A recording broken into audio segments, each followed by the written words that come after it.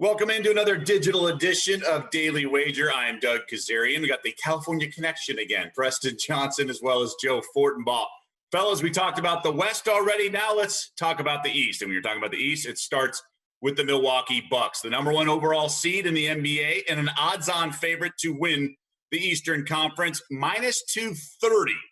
But Preston, obviously we know about the unique setting this year, so no home court advantage that the Bucks will have at all. Yes, they'll be the one seed because they've been so dominant in the regular season, but what does this mean for you at minus 230 here? This is pretty drastic from where my projection would be for the Bucks just to win the East. If we're looking at the conference, I have them winning it exactly 50% of the time. This minus 230 implies about 70%, which I think would be closer, or at least closer where my number would be if they had home court advantage. This number is like if they have home court. They don't have it anymore. If there was one team that would have benefited from it most, they have the entirety of the playoffs through the NBA Finals. It was the Milwaukee Bucks. They no longer have it. Their numbers, their projection, it's dropped quite a bit for me. So I would never be laying minus 230. I actually think if we went through the Western and the Eastern conferences, it's one of the worst bets that we could make. Yeah, I want no part of the Bucks as well. You and I have talked about Bud's regular season, awesome coach.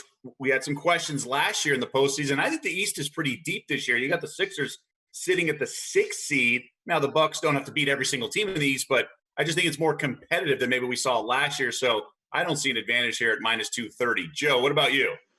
Gut reaction, I was with Preston. I didn't want to lay 230 on the Bucks, but two things swung me to a willingness to go ahead and make this wager. Number one, they check a lot of the boxes that I'm looking for with this restart taking place in Orlando. Second best road record this season, number one in point differential, number one in point differential in bench scoring when on the road. They've got a good bench. They play great defense on the road. They've had a lot of success there this year. Number two, I don't think they have a lot of competition in the East. I really don't. You can make a case for Toronto and Boston, but if they hold on as the 2 and 3 seeds, they're going to face each other in the second round.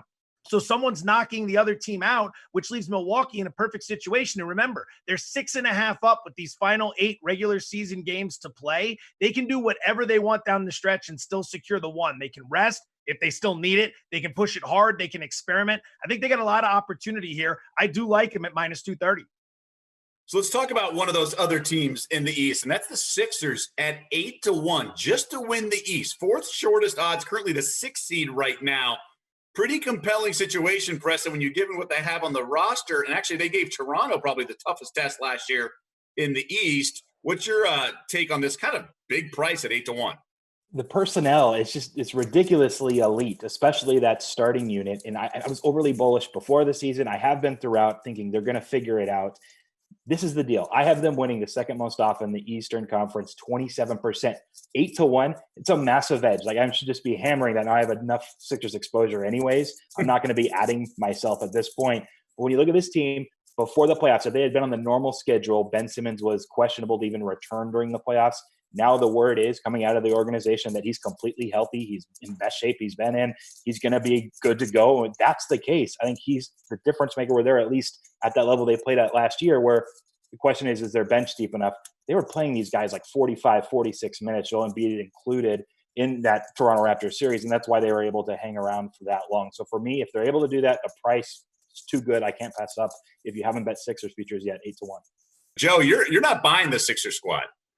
Kills me to say it. I've got the Sixers in my blood. I grew up with this team. It's my favorite team in the NBA. It kills me to say it, but no, absolutely not. They stunk on the road this season. They were terrible. 10-24, 7th worst road record. They were 24th in offensive rating on the road, 20th in defensive rating. The bench, Preston mentioned it, leaves a lot to be desired. Can we trust these guys to be in shape when they show up? Can we trust them to have any sort of leadership whatsoever? That's the thing with the Sixers. So much talent, but also so much discord. We've been waiting for so long for them to take the next step. Maybe this is the year, but I don't trust Embiid in this situation. I love the guy, but I don't trust him. I'm not playing the Sixers. It wouldn't surprise me if they fizzled out almost immediately in this thing.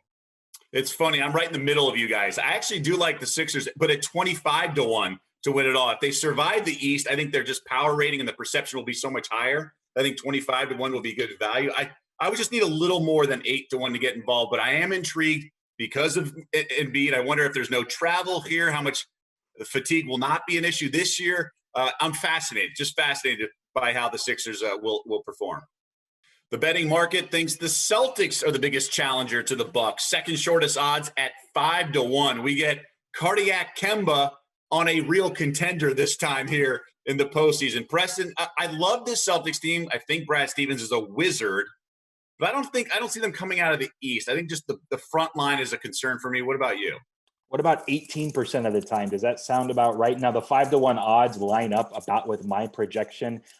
That Bucks price is so extreme, so I like the Sixers some. The Celtics, small edge. If you wanted to bet it, maybe you can shop around and get even better. But this team's pretty good. The question has always been, do they have a top 10 guy that can lead them to an NBA championship through an Eastern Conference? They haven't. They signed Kemba Walker. Now, he's probably not a top 10 guy, but who emerged to be one? Those last 16 games of the season, Jason Tatum went absolutely off. I'm not going to put him in the top 10 conversation immediately. He's already top 20, though, and probably top 15. So when you have that aspect and this new weapon in Tatum, Brad Stevens, you mentioned, you know that he's going to give and snipe every ounce of expected value from every coach, from every opponent he possibly can. Like, you can count on these guys to give their best shot. Is it good enough? We'll see. I think so for about 18% of the time. Fair line, more or less.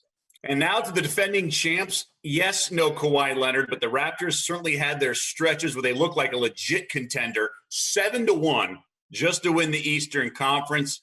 So, Joe, Raptors 7-1. Are they legit here?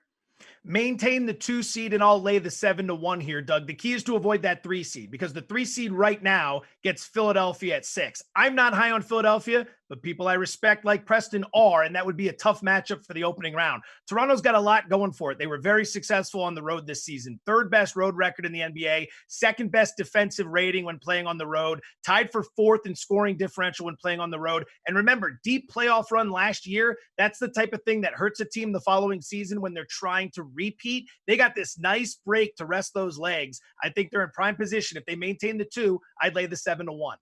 You know what? Joe's right. Toronto, the defending champs, deserve some love. My concern is similar to Milwaukee. Look, no one expected them to be the 2 seed in the East preseason. Now that they are, I mean, that would have gone so long for them and so far for them to have home court in that second round matchup and even the first potentially. That's not going to be the case anymore for me. And they're inferior on paper to Philly and Boston. It's just too big of a hit. I can't back Toronto. And if there's a wild card in all of this, it's the Brooklyn Nets at 50-1. Why? Well, Kevin Durant and even Kyrie Irving returning from injury. Now, I know the Nets said that Durant's not coming back. Durant even said as much, but I feel like they could have been more pot committed, guys, on those comments. It felt like they wanted to diffuse the situation, nip in the bud, not bring more attention, because after all, we're not talking about a playoffs until August. There's a lot can happen with Durant between now and August. And if he's there, I mean, look, he's arguably the 2nd, 3rd, maybe the best player in the world. I would grab a piece at 50-1 at the mere chance, because the Nets and their team staff are allowed to change their mind as well. So not only are they kind of wishy-washy, they can change their mind. You guys are smiling. Joe? I would say I like where you're going with that. The one drawback is that Woj had a tweet not too long ago that said 100% Durant's not playing this season. So it's Kezirian versus Woj, and that puts me in a really tough spot here, Doug. My point is they both can be right. As of now, it can be 100%, and then later it can change, right? Miraculous discovery, turn the corner, things like that. Just if you believe it, it's not a lie. That's sort of my approach here with Durant returning. All right, gentlemen, good stuff as always. We're lucky that the playoffs are going to be here in no time, the regular season actually as well. Looking forward to that. Don't forget, much more betting content on ESPN.com's Chalk section. Thanks for watching ESPN on YouTube. For live streaming sports and premium content, subscribe to ESPN+.